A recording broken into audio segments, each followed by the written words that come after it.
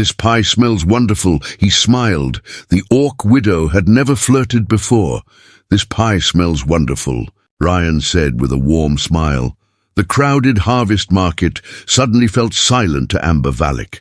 The 31-year-old orc widow had bargained with dishonest traders, crossed flooded roads, repaired wagon wheels in freezing rain, and once frightened 3 thieves away from her camp without lifting a weapon. Yet one kind compliment from a poorly dressed human carpenter left her gripping the pie tray as though it might protect her.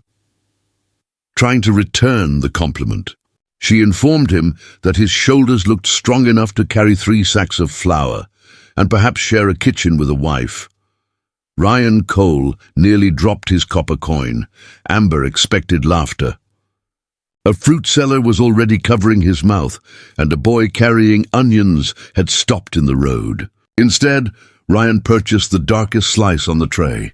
He tasted it with the seriousness of a man judging expensive wine, chewed twice, and said the uneven crust gave it character, for the first time since her husband died. Amber wondered whether affection could begin without duty, permission, or a plan.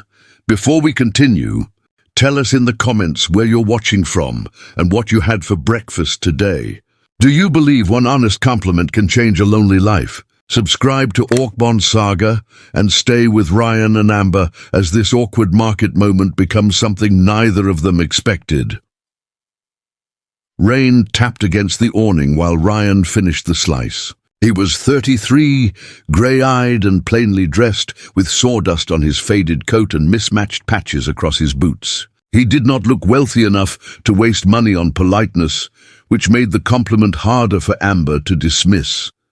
The pie held dark plums, hazelnuts, and sharp mountain spice beneath an uneven crust. Amber had burned 3 attempts and dropped a 4th.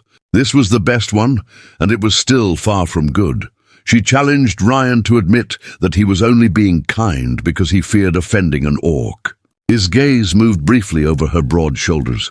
Strong hands, small white tusks, pale eyebrow scar, and the iron ring securing her widow's braid.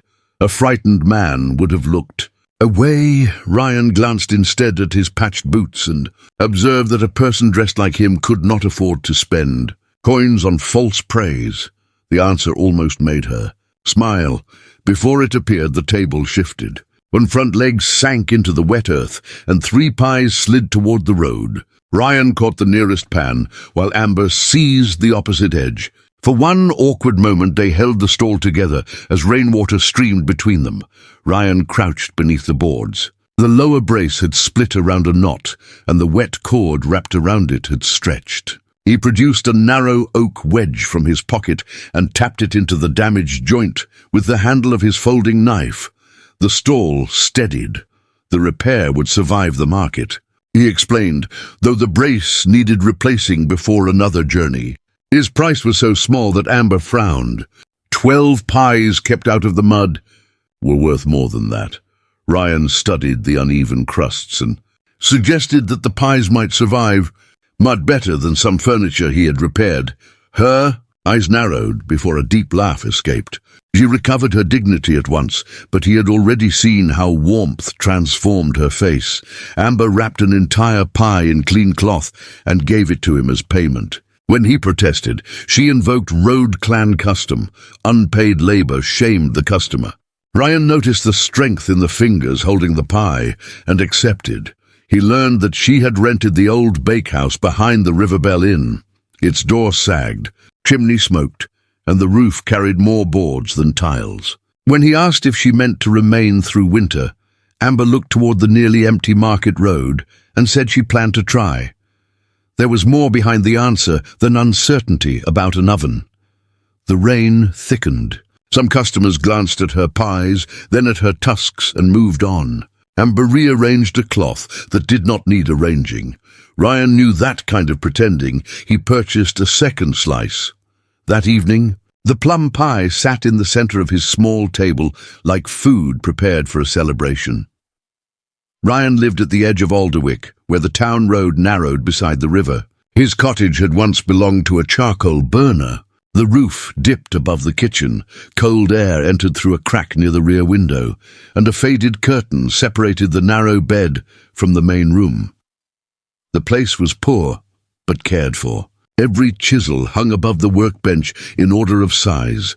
Wooden pegs held his coat near the door. Small carved animals stood along the mantel, each made from wood too short or twisted for furniture. The pantry contained oats, onions, dried beans, and a little salted fish. He ate 2 slices beside the fire and spent the evening remembering her serious attempt at flirting and the iron ring in her braid. Human widows were judged for smiling too soon and pitied for remaining alone too long.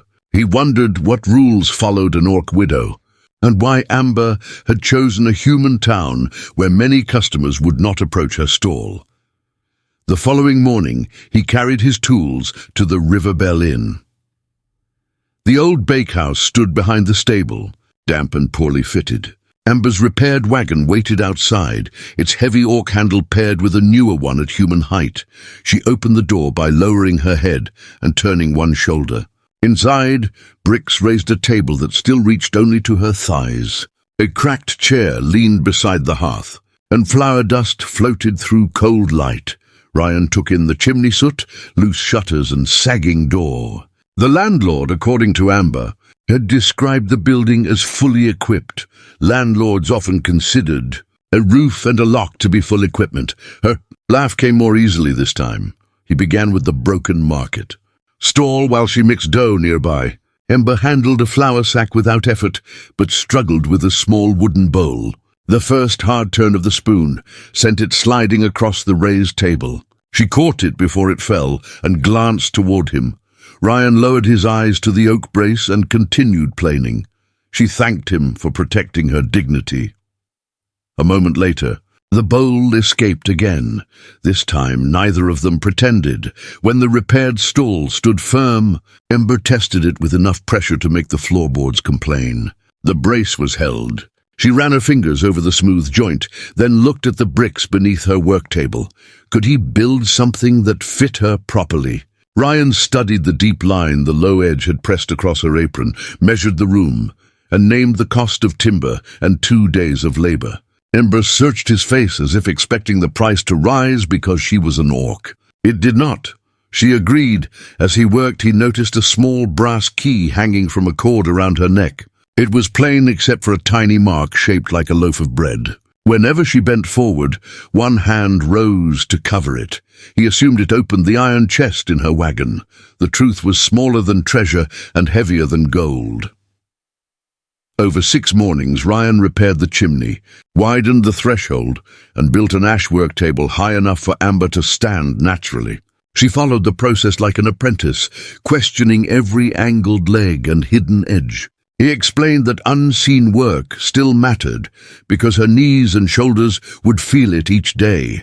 When the table held firm beneath both palms, Amber understood that Ryan had watched her movements not from curiosity, but to make the room kinder to her body. She thanked him with the word darum, meaning a service that protected dignity.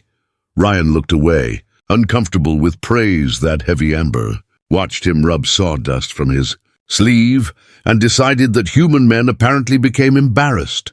Whenever someone admired them honestly, only the ones who rarely received admiration, he replied. After that, she found reasons to practice. The drawer joint was clever.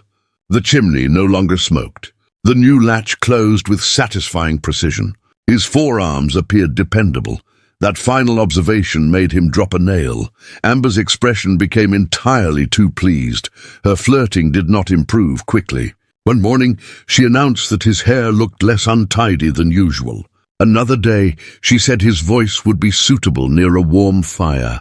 The compliments arrived with such formal seriousness that Ryan could never tell whether to thank her or stand for inspection. Eventually he wondered aloud if orc courtship always sounded like an inventory of useful qualities. Amber's amusement faded. She had never courted anyone.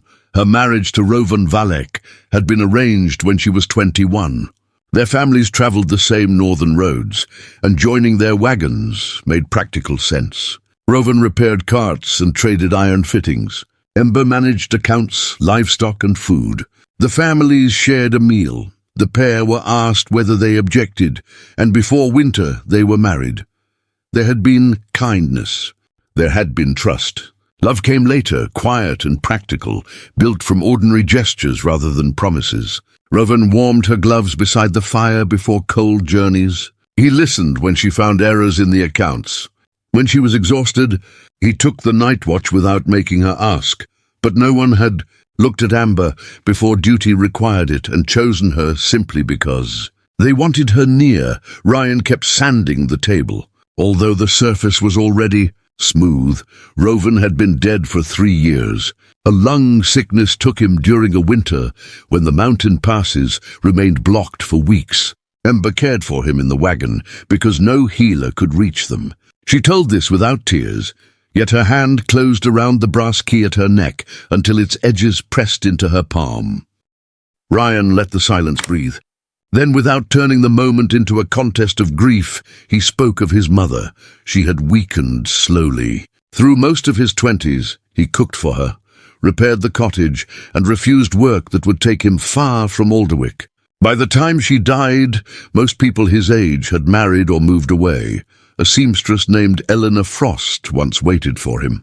Every plan depended on his mother becoming stronger, and she never did. Elena eventually married a shopkeeper named Marcus Frost in another town. Ryan did not blame her, but afterward he stopped imagining that anyone would wait for him again. Amber leaned against the new table and considered him for a long moment. Waiting and choosing, she said at last, were not the same thing. Her own words seemed to surprise her. She returned to the dough before he could answer. That afternoon, Ryan stayed to help with the pies. Ember understood flavor, heat, and patience, but pastry demanded a lighter touch than road bread. Her rolling pin flattened one side of the dough while leaving the other untouched. Ryan moved behind her and placed his hands over hers. The movement had begun as instruction. It became something else as soon as their fingers settled together. Her hands were larger, marked by old cuts and faint burns. Beneath his palms, he felt the control required for her to follow rather than lead. Her warmth surrounded him. Flour dust floated through the sunlight, and the oven ticked softly as it heated. The rolling pins stopped. Ryan withdrew first. Amber looked at the dough, then at him. Human rules around touch remained confusing. Was that improper or only inefficient? He managed to explain that intention mattered, and what had he intended? His mouth went dry. He had intended to save the crust. Amber studied the uneven circle between them and said the crust appeared grateful. A week later, 8-year-old Mila Mercer entered the bakehouse carrying a basket nearly as wide as her body. She had tangled black hair, a missing front tooth, and the habit of starting conversations in the middle. Her father, Jonas Mercer, owned Alderwick's oldest bakery and had sent her for 2 jars of plum preserve, delivered to Amber by mistake. Mila stopped 3 steps inside. Her gaze climbed from Amber's boots to her tusks and settled on the heavy rolling pin. She wanted to know whether orcs truly ate children. Who stole pies? Ryan nearly cut his thumb. Amber considered the matter. Children, she explained, contained too many bones and asked too many questions to make useful meals. Mila decided one question had been safe. She climbed onto a stool and pointed out that Amber's pie edge was thicker than her father's. Jonas used a spoon handle to press small marks around the crust. Keeping the filling inside, Amber handed her the spoon, with the respect she might have offered a master baker. Fear vanished once Mila began working. Before the pie entered the oven, she had asked whether orc babies had tusks, whether mountain flour tasted different, and whether Amber had ever broken a chair. Ryan answered the last question by pointing toward the cracked seat beside the hearth. Mila returned the following day, wearing an apron made from an old flour sack. Jonas had not sent her. She had decided to learn orc baking. Amber admitted that she was still learning. That meant they could learn together. In practice, each possessed knowledge the other lacked. Mila understood soft dough and oven heat. Amber knew preserved fruit, road bread, and mountain spices. Mila taught her to braid pastry strips. Amber taught Mila to grind toasted hazelnuts between warm stones until the released oil deepened the filling. When the top stone proved too heavy, Amber guided the girl's hands with the same care Ryan had once shown her. He watched from the doorway, struck by the patience beneath Amber's strength. She did not repair a torn crust for Mila or laugh when it emerged crooked. Food made by learning hands, she said, deserved patience. Mila demanded the truth about Amber's first pie. Ryan said it possessed character. The girl concluded that character was an adult word for something ugly. Even Amber could not disagree. Rain began near sunset, but Jonas did not arrive. Mila's questions slowed. Her mother had been ill for months, and at night the girl heard coughing through the bakery wall. Amber closed the shutters and settled her into the broad chair beneath her own cloak. When Mila asked whether orcs had songs for sick people, Amber described road songs timed to wagon wheels and lullabies about a fire waiting beyond the final hill. She had not sung since Rovan died. The first note came rough, the second steadier. Ryan did not understand the language, but grief lived in every pause. Mila slept before the song ended. Jonas arrived breathless. His face tightened at the sight of his daughter beneath an orc woman's cloak, then softened when Mila woke and announced that Amber knew better songs than he did. He offered a stiff thanks and carried her home. Amber watched them disappear into the rain. Only then did she admit that Rovan had wanted children. She had too, but illness came before they decided whether it was safe to try. Ryan did not fill the moment with easy comfort. He stood beside her beneath the awning, while the yard smelled of wet straw and cooling earth. Their shoulders touched, neither moved away. At the next market, the repaired stall stood firm, and Ryan's small step allowed children to see the pies. Acceptance arrived in tiny, uneven pieces. A young boy named Finn Calder hid behind his grandmother's skirt until Amber placed a crust leaf on the counter and stepped back. The elderly woman, Agatha Voss, had spent most of her life repeating warnings about orcs. They raided farms, stole livestock, and broke doors because they were too large to knock properly. Agatha questioned every ingredient, allowed Finn one bite, then bought a whole pie. By first frost, she arrived early enough to complain if her favorite had not cooled. A human mother began leaving her baby carriage beside Amber while she shopped. An elderly orc bought one of Ryan's folding stools. Two young bakers argued over whether human butter or orc goat cream made the better crust. The world did not become gentle, it became familiar. Near noon on a clear market day, a broad-shouldered orc woman arrived with two young men and a wagon filled with wool. Amber's posture tightened before the newcomer even reached the stall. The woman embraced her by gripping both forearms, then pulling her close with enough force to rattle the pie pans. Grey streaks ran through several short braids, and the same heavy brow that had belonged to Rovan gave her face an immediate familiarity. This was Thalia Valek, Rovan's elder sister. Thalia's attention shifted to Ryan, who was repairing a shutter across the lane. She crossed the square, inspected his patched coat, looked at his tools, and asked whether he had built the stall. Ryan admitted it. She tested the table with both hands. The joints held. Approval appeared as a single nod. Then, in a voice loud enough for half the market, Thalia wanted to know whether he intended to court her brother's widow. Several shoppers became fascinated by nearby vegetables. Amber's face darkened. Private letters, she reminded her sister-in-law, were meant to remain private. Thalia saw no privacy in 3 pages describing the carpenter's patience. Shoulders, voice, hands, and treatment of dough. Orc women did not write that much about forearms without meaning. Ryan became deeply interested in the stall brace. The humor concealed a real concern. Under Road Clan custom, a childless widow could join her late husband's family household. She would have food, work, and protection. Amber had refused that place for 3 years, choosing instead to travel alone and now to settle among humans who might enjoy her pies without ever accepting her as a neighbor. Thalia did not fear that Ryan was secretly cruel. She feared he was kind, only while kindness remained easy. Ryan understood the difference. Amber did not appreciate being discussed as though she were a damaged wagon. Strength, she insisted, had carried her this far without anyone's permission. Thalia's reply came without anger.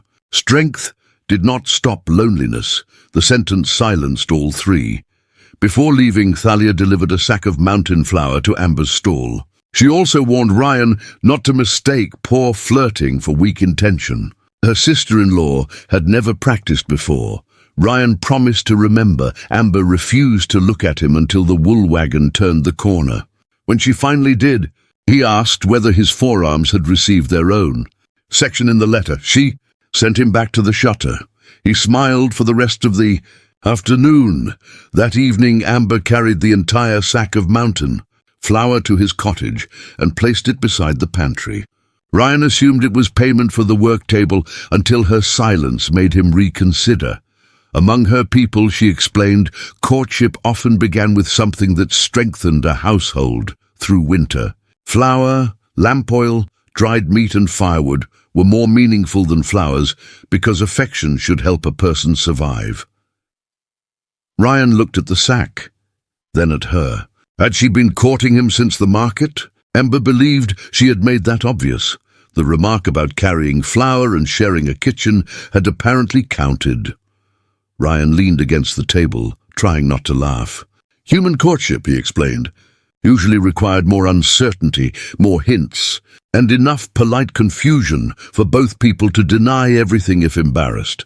Amber found this system wasteful. Words frightened her precisely because they could not be lifted, repaired, counted, or safely stored. When spoken, they could be rejected, so Ryan did not tease the fear. He asked what she wanted. Her answer came slowly, each part placed with care. She wanted meals that were not payment. She wanted to know him when he was tired, angry, or silent. She wanted him to see more than Roven's widow or the orc woman at the market. Most of all, she wanted the freedom to discover whether the calm she felt beside him could become a home. Ryan accepted the flower on one condition. From the mantel he took a small bird carved from pale birch. Its wings were simple, the body round, and one side bore the faint mark of an old knot. Amber turned it between two fingers, searching for a practical purpose. There was none. Humans sometimes gave beauty because beauty could also strengthen a household. For once, Amber had no answer. She fastened the bird beside the brass key at her neck and carried it there. For the rest of winter, their courtship began with rules. The iron ring at the end of Amber's widow's braid belonged to the life she had shared with Roven. No person courting her could touch or remove it. That choice was hers alone. Ryan accepted the boundary without asking when she might be ready. Human courtship, in return, involved walks, shared meals, and meeting trusted friends or family. Amber observed that Thalia's public inspection should count as all three. They walked along the river after work. Ryan showed her where spring floods reached the alder trees. Amber taught him how to read wagon tracks by the depth of the wheel marks and the drag of a tired horse's hoof. He cooked bean stew at his cottage. She brought smoked cheese and declared his pot too small. Ryan made a larger copper pot, then discovered that his stove could not support it. Amber laughed until she had to sit in the chair he built for her. The chair did not creak. It held her naturally, with broad arms and a high back. Running her hands over the smooth wood, she said it made her feel expected. Ryan remembered that sentence for days. She taught him words from her language. Vara meant both hearth and the people protected by it. Kalan described the comfortable silence between people who no longer needed to fill every quiet moment. Kalan became their favorite. After long days, they sat beside the bakehouse oven while pies cooled. Amber mended sacks. Ryan sharpened blades or sketched furniture. Their shoulders touched without apology. Sometimes no words passed for half an hour, yet neither felt abandoned. Through these evenings, the past emerged in pieces rather than confessions. Roven had been patient and terrible at singing.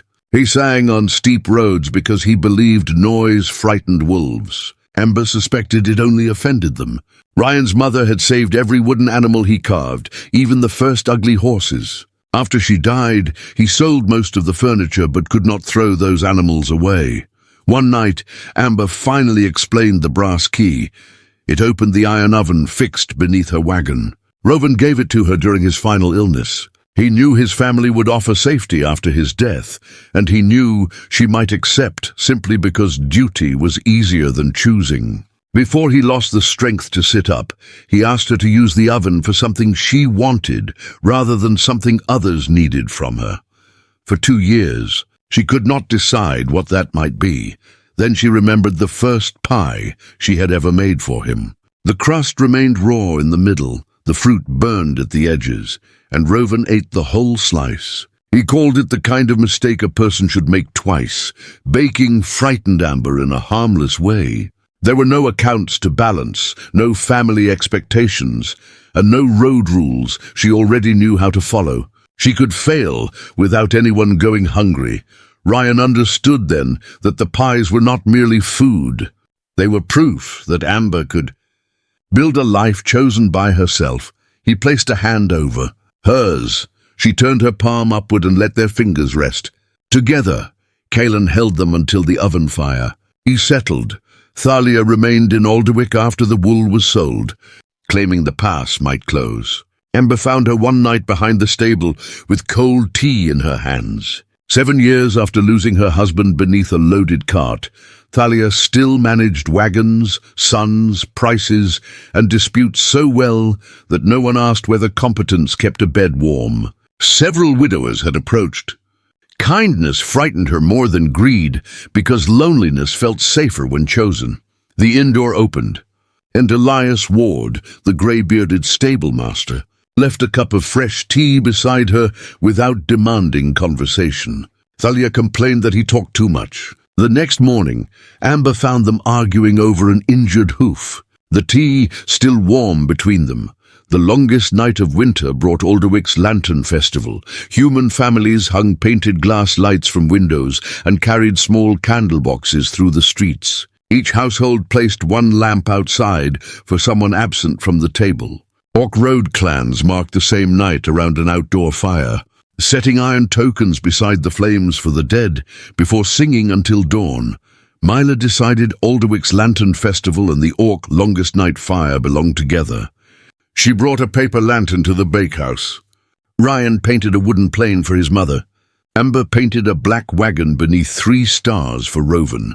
The child they never had, and the part of herself she once believed had died. Mila added a tiny plum. At sunset, Elias rolled a brazier into the square while Thalia arranged the wood. Orc traders placed iron tokens for the dead beside the flames, and human families added buttons, nails, and thimbles beneath their lanterns. Thalia and Amber sang the road lullaby as a mourning song. The humans did not know the words, but they understood the grief. Children warmed their hands, elders shared bitter mountain drinks, and Mila danced with 2 orc children until all 3 fell laughing in the snow. Some families left. Others watched from a distance. The night did not erase fear. It allowed joy to stand beside it. When the crowd thinned, Amber told Ryan that the 3rd star no longer felt like a memorial. That part of her had only been waiting for a safe road home. Across the square, Thalia accepted warm tea from Elias without complaint. From which country are you watching Ryan and Amber's story, and which custom would you bring to this shared winter fire? Subscribe to OrcBond Saga and stay with them as a warm courtship faces its first real test. The following week brought the winter market permits. Only 12 indoor stalls were available, and market steward Helena Crow arrived carrying complaints that Amber's spice caused fever, her size frightened children, and her prices threatened human bakers. The bakehouse passed every inspection. The accusations had no proof. Amber suspected Jonas Mercer. His family had owned Alderwick's largest bakery for generations, but his oven was failing, his wife was ill, and unpaid bills crowded his counter. Competition was only part of the resentment. His younger brother had died while smuggling weapons across the border, and grief had given every orc the same guilty face. Ryan confronted him and returned angry, only to find Amber packing her pans. Leaving would protect Ryan's work, she believed. Alderwick would remain his home even if people mocked him. She alone had to live with every mistake treated as proof against her entire people. Ryan admitted he could not fully know that weight. He asked only whether departure was what she wanted. It was not. She wanted the bakehouse, Mila's questions, the river walks, and the chair beside his fire. Before they could decide what courage required, Thalia arrived with news that Roven's family wagon waited beyond town. Amber still had a safe place among them. That night at Ryan's cottage, Amber spoke of a deeper fear. A new happiness might make her grief look smaller. Ryan understood. After his mother died, even laughter had felt disloyal. Grief, he said, could become jealous, demanding that every future joy apologize.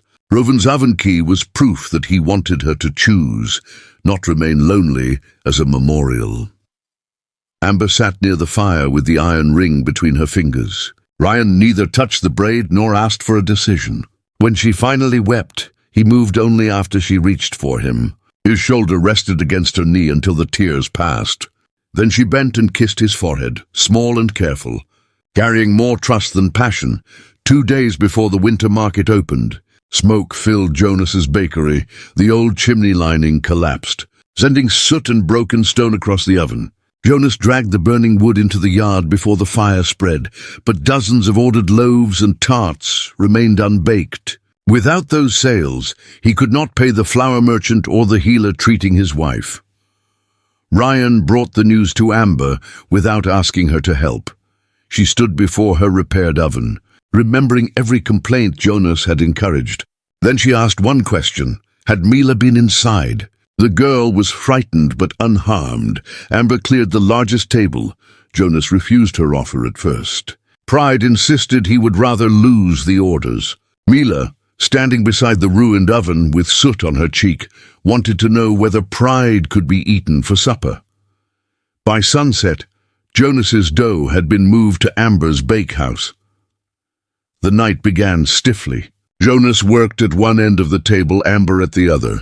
Ryan repaired tray handles, while Mila carried apples and water with the seriousness of a foreman. Gradually, work left less room for suspicion.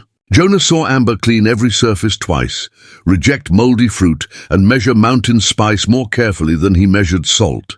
When a flour tub proved too heavy for his tired back, she asked before lifting it. Near midnight, Mila fell asleep in Amber's broad chair. Amber covered her with the dark wool cloak from her own shoulders. Jonas watched the small body disappear beneath it. The confession that followed was quiet. His brother had not been an innocent traveler. The family knew he carried weapons for smugglers, but blame had made grief easier to bear. One death could make an entire people appear to have one face. Amber understood. Roven had lost 2 cousins to human bandits. She could have carried their faces into every human market. Instead, she had learned to judge the hands in front of her. Jonas lowered his eyes and returned to the dough. The apology came the next morning through action. He withdrew the complaints, admitted his part to Helena, and offered to share his indoor stall until another space opened. By midday, every one of Amber's pies had sold. For several weeks, the market felt almost light. Mila organized a public baking contest and forbade Jonas or Amber from asking Ryan for help. Thalia accepted bets in walnuts, while Helena repeatedly declared that gambling beside licensed food stalls was improper. Jonas's tart emerged neat and golden. Amber's pie looked magnificent until one side folded inward and released plum filling across the tray. The market fell silent for half a breath. Jonas caught the filling with a spoon, shaped the broken crust into a bowl, and hid the damage beneath whipped cream. Amber answered by placing one of her crooked pastry leaves on his perfect tart. Ryan tasted both and declared that one showed discipline while the other showed courage. Mila accused him of cowardice. Agatha agreed. Helena named them joint winners, and the walnuts went to the children. The laughter solved nothing larger than a fallen crust, which was why Amber treasured it. A few days later, the bakery's winter grain arrived from a merchant named Damien Cross. His wagon carried 8 sacks marked as dry northern wheat, and the price was low enough to make Jonas suspicious, but desperate enough to accept. Amber cut the first cord before anyone unloaded the wagon. She pushed one hand deep into the grain, lifted a fistful, and held it near the morning light. Several kernels had swollen. Fine grey dust clung beneath her nails. Damien insisted the grain was sound. Amber said nothing. She weighed a sealed sack on his scale, then on the market scale. His weight was short by nearly 1/10. Next she rolled several kernels beneath a flat iron cup. The damp ones flattened instead of cracking. Ryan had known her as a hesitant baker and awkward woman learning courtship. Now he watched the road trader return, shoulders square, voice calm, every figure held in memory. Amber named the true weight of the shipment, the likely loss from mold, the cost of hauling it away, and the fine Helena could impose for false measures. Damien tried charm, then outrage. Neither moved her. Within minutes, she had secured 2 sound sacks without charge, reduced the price of the rest to animal feed value, and required him to replace the false weight before leaving Alderwick. After the wagon departed, Ryan asked where she had learned to dismantle a dishonest bargain so quickly. Amber brushed grain dust from her hands. Before pie crusts began defeating her, she reminded him, she had kept 3 wagons, profitable across 6 winter roads. The admiration on his face unsettled her more than the merchant had. Ryan told her he sometimes forgot how much of her existed beyond the bakehouse. Amber replied that he had built the bakehouse wide enough for all of it. The northern passes closed after 3 storms. Flour deliveries slowed, firewood prices doubled, and carpentry orders disappeared as families postponed repairs until spring. Amber responded in the way she understood best. Without consulting Ryan, she bought roof tiles for his cottage, 2 sacks of oats, lamp oil, and dry wood. Ryan returned from a repair job to find strangers unloading the supplies. Their argument exposed 2 different meanings of care. To Amber, provision made affection visible. To Ryan, unexpected generosity resembled the favors and loans that had once cost his father a workshop. She sent the workers away. He spent the evening beneath the leaking roof, realizing that pride had protected neither of them. By morning, he arrived at the bakehouse with an account book divided into 3 columns, his, hers, and shared. The roof and firewood entered the 3rd. Amber agreed that large purchases required discussion, and Ryan accepted that receiving help did not make him owned. Mila added a 4th column labeled Pie Emergencies, breaking the last of their anger. After the market closed one evening, Amber led Ryan to the river bench. Snow covered the bank, and lantern light from Alderwick trembled across the ice. She carried a small wrapped bundle. Inside rested a black iron hearth-hook, curved by her own hand, with Thalia's help. Hammer marks remained visible. One edge sat slightly uneven. Among Amber's people, a person asking to join another household offered something made to serve the shared fire. If accepted and placed above the hearth, the home would no longer belong to one person alone. Amber did not hide behind graceful words. She wanted the bakehouse, the badly sized human doors, the evening walks, and the chair beside Ryan's fire. She wanted him. Then, hands trembling around the iron, she asked him to marry her. Ryan looked toward the frozen river and let fear speak honestly before love answered it. Some humans would never welcome her. Some orcs would consider him too weak or too foreign. Her directness could overwhelm him. His silences could wound her. Love had not removed those differences. It had made them important. Gratitude could hire a carpenter, Amber said. It could not make silence feel like home. He took the Hearth-Hook. His answer was yes, but a human yes delivered slowly. They would continue courting until spring, meet each other's people, argue, work, and learn what ordinary life felt like before making an oath meant to last. Amber studied this strange form of acceptance, then nodded. Their first true kiss was gentle and slightly awkward. Ryan had to turn on the bench and rise. Amber placed one careful hand behind his shoulders. When they separated, she observed that he tasted faintly of burned plum crust. He congratulated her on finally learning human flirting. She preferred her own method. A month after the proposal, Elena Frost returned to Alderwick with her husband Marcus and their 2 sons. The meeting was warm but uneasy. Amber later admitted that Ryan's former love frightened her because Elena fit his human world without effort. Ryan did not mock the fear. He would always care for the young woman who once waited beside his mother's sickbed, but the woman visiting now belonged to a life of her own. Waiting and choosing were different, he reminded Amber. He chose the woman who carried mountain flower into his cottage and made him look forward to the evening. Before leaving, Elena bought 2 pies and quietly told Amber that Ryan had never laughed so freely when they were young. The women did not become friends, but neither remained a threat in the other's imagination. 2 weeks later, Amber and Ryan took her wagon south to purchase oats before another storm closed the road. Rain began during the return journey, warm enough to melt the old snow. By dusk, the river had risen over the lower track. Amber knew the road and chose a higher bank, but soaked earth collapsed beneath the rear wheel. The wagon tilted toward the water. One horse fell against the traces, and a broken side rail trapped Amber's leg as she tried to release it. The roar of the river stopped Ryan's breath. For an instant, he saw the hand of someone he had once failed to save between broken bridge boards. Cold water, rotten timber, helplessness. His body wanted to freeze where it stood. Then Amber called his name, not in panic, but with the hard clarity of someone keeping him in the present. Ryan tied the front wheel to an alder trunk, cut the panicked horse free, and drove the wagon jack beneath the broken rail. The tool sank into mud. He slid one of the oat boards beneath it, creating a base, then leaned his full weight against the handle. The rail lifted barely an inch. It was enough for Amber to pull her leg free. A second section of the bank collapsed as they climbed uphill. The wagon rolled onto its side, spilling 2 sacks into the river, but the horses and both travelers reached firm ground. Under a canvas shelter, Amber wrapped Ryan's shaking hands around a warm cup.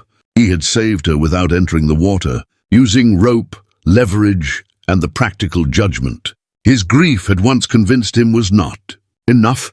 He admitted that the river still carried the voice of the person he had lost. Amber answered by placing his palm against the solid beat of her heart. The river had taken something from him long ago. That night it had not taken her.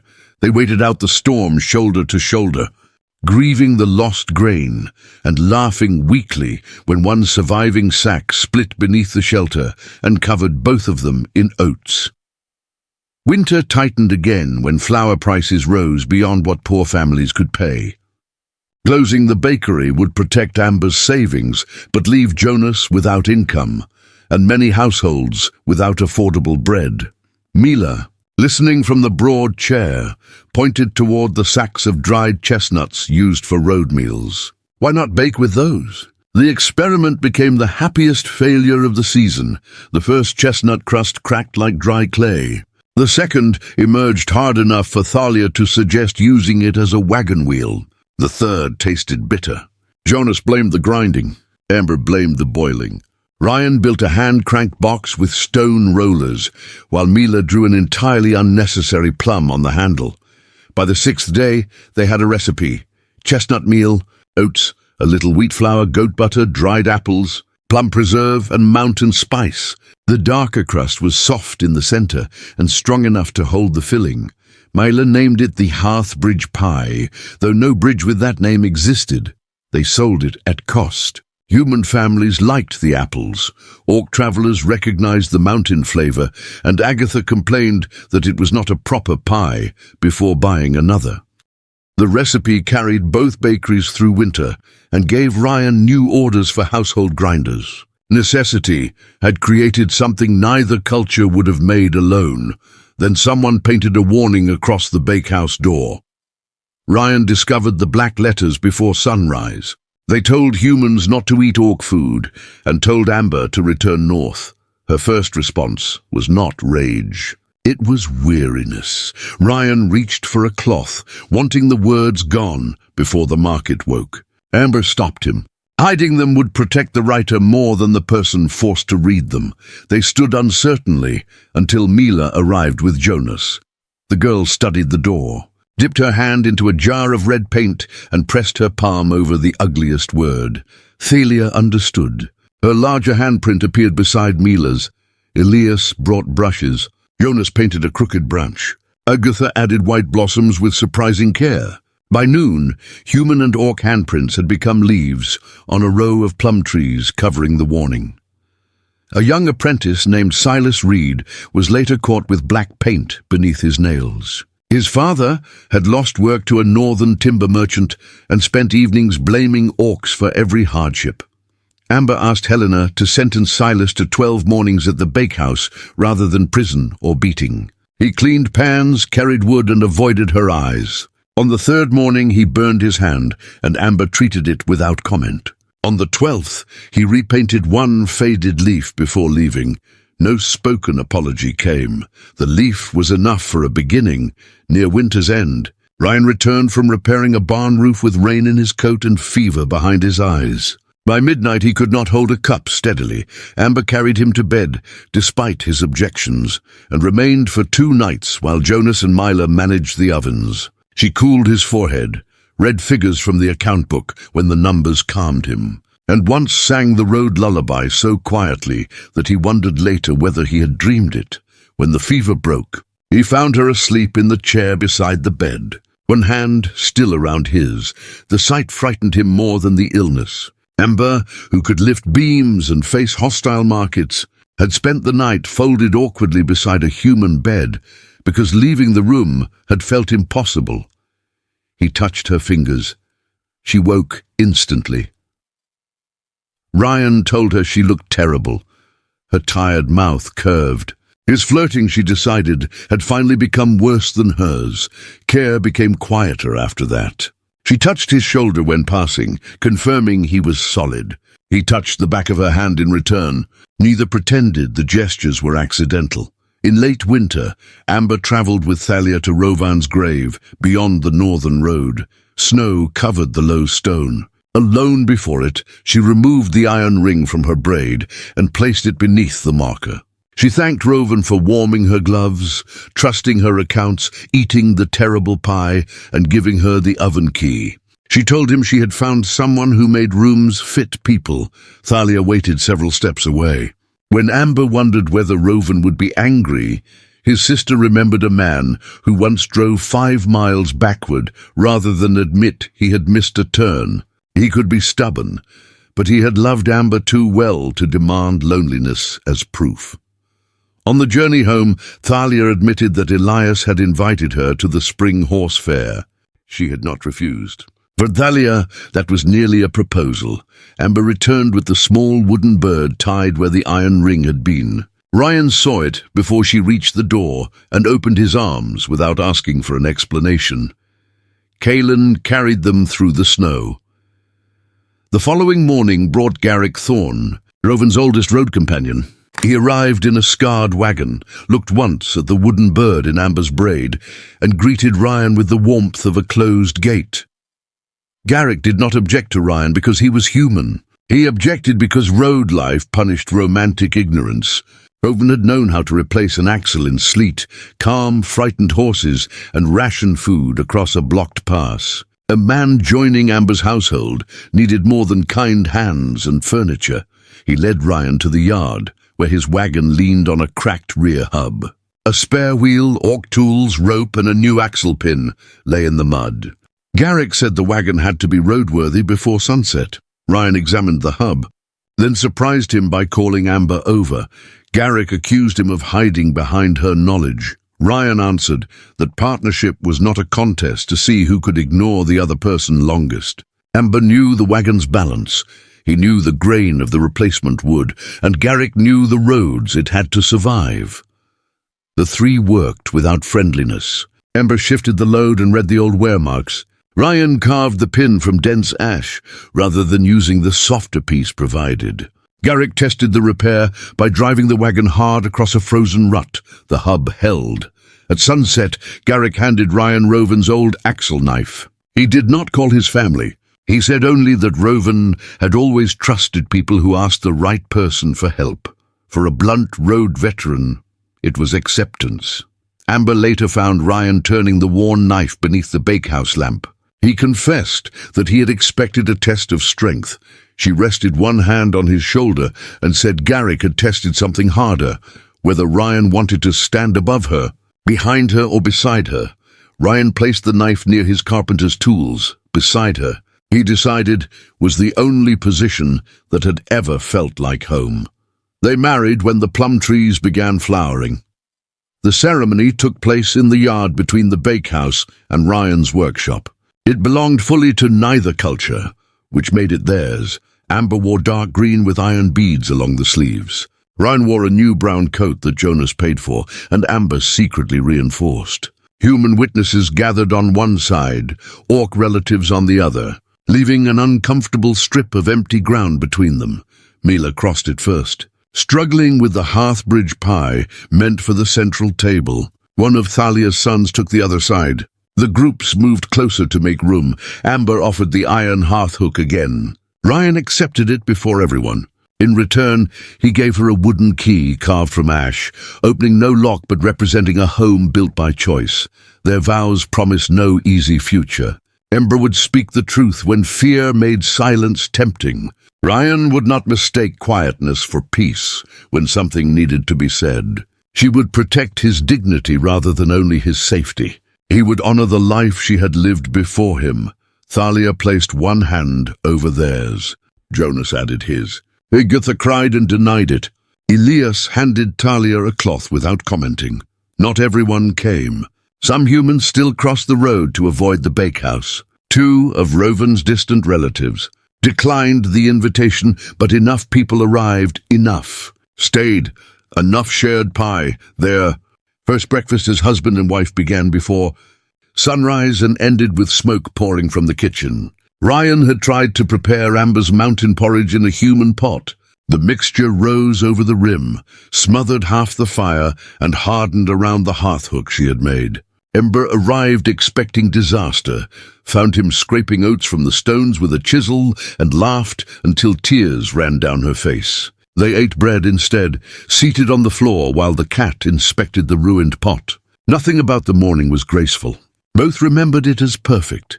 Marriage did not turn ordinary life into celebration, but it gave them comedy enough to survive the hard days. Ryan built 5 unsuitable beds before the 6th finally held. One was too short for Amber, another too high for him, and one collapsed when the bakery cat jumped onto it during testing. The cat was blamed. The carpenter's joints were not discussed. Their mornings settled into rhythm. Ryan lit the oven. Amber carried flour. Mila turned the chestnut grinder, and Jonas complained whenever Amber's pies sold faster than his tarts. Ryan's workshop began serving mixed households with adjustable benches, 2 high tables, and doors that welcomed different bodies. Silas returned seeking honest work and became his apprentice, carving plum leaves into furniture sent across the border. Loss still entered the life they built. When Jonas's wife died, Mila stopped baking and kept her mother's sewing basket beside the window. Amber sat with her grief without asking for improvement. Weeks later, Mila returned to make an apple tart with her mother's cinnamon. Its edge possessed character, Amber said, and the girl laughed through tears. Agatha Voss's widowed daughter Rosalie returned to Alderwick that autumn to care for her aging mother. Rosalie made candles and kept account books for market traders. She was quiet, practical, and never tried to mother Mila. That restraint allowed Mila to approach first. The girl began taking Jonas's untidy ledgers to Rosalie after discovering 3 different totals for the same flour bill. Rosalie corrected the sums, showed Mila how to mark debts without shame, and sent the book back with a beeswax candle tucked inside. Jonas returned the candle because he could not afford it. Rosalie sent it back because it had burned crooked and could not be sold. It burned perfectly. Their courtship, if it could be called that, advanced through small market inconveniences. Jonas repaired the loose shelf in Rosalie's stall. Rosalie brought soup when flour dust worsened his cough. He began saving the least burned breakfast roll for her, while she pretended not to notice that every roll was shaped more carefully than the rest. Mila watched all of this with suspicion. One evening, she asked Amber whether liking Rosalie meant Jonas had stopped loving her mother. Amber gave her the same truth Ryan had once offered beside the fire. New happiness did not measure old love. A person could carry grief and still make room beside it. Mila did not immediately approve. She did, however, invite Rosalie to judge a cinnamon tart contest. Rosalie awarded first place to Mila and second to Jonas, though Jonas's tart was clearly better. That injustice earned the girl's loyalty. Nearly 2 years after the funeral, Jonas asked Rosalie to walk with him after market. He did not offer poetry. He explained that the bakery roof still leaked near the chimney. Mila disliked boiled cabbage, and grief remained in the house without asking permission. He could promise no empty beginning, only an honest place within the life already there. Rosalie answered that she had no wish to replace anyone. She wanted to know whether there might be a chair for her near the oven. Ryan built the chair. Their small wedding took place after the morning bread was sold, with Mila standing between them and Agatha complaining that Jonas had used too little spice in the celebration pie. Second chances, Amber realized, rarely arrived looking new. They came carrying old names, remembered voices, and the courage to add another cup to the table. Thalia and Elias never bothered with a formal marriage, though they traveled to fairs together and shared a tea chest made for two. Agatha received a weekly pie when age kept her from the market. Elena and Marcus visited some summers. The bakery cat produced more kittens than anyone admitted wanting. These ordinary details gathered without announcement and became a life. 5 years after the harvest market, rain tapped against the widened bakery doorway while Amber removed a plum pie from the oven. The crust was even. The filling had stayed inside. Only one edge was slightly darker than the rest. Ryan leaned over it and breathed in the warm scent. "This pie smells wonderful," he said with the same smile. For a moment, Amber became the uncertain widow behind the old market stall, waiting to learn whether kindness was honest. Then she smiled back and informed him that his shoulders still looked capable of carrying flour and sharing a kitchen with a wife. The wife, Ryan observed, had become much heavier work than the flour. Amber lifted him from the floor and placed him on the wide counter. He laughed while she stood between his knees, her hands gentle at his waist and his palms against her cheeks. Around them, the room held the history of their choices. The iron hook served the hearth. The wooden bird rested beside Ryan's carved animals. Human cups stood beside orc bowls. The shared account book lay near the flour bins. On the door, handprint leaves covered the place where hatred had once been written. Mila, now tall enough to work without a stool, shaped apple tarts at the second table. Silas adjusted a doorway in the workshop. Jonas argued with a customer over cinnamon. The home belonged entirely to neither world. It simply fit them. Amber once believed affection began with duty and grew only if both people were fortunate. Ryan believed his chance at companionship had passed, while he cared for everyone else. One uneven pie proved them wrong. Their love did not change kingdoms or erase old prejudice. It did something quieter and more difficult. It gave a widow permission to choose happiness without betraying grief. It gave an overlooked carpenter a place where his care was seen and returned.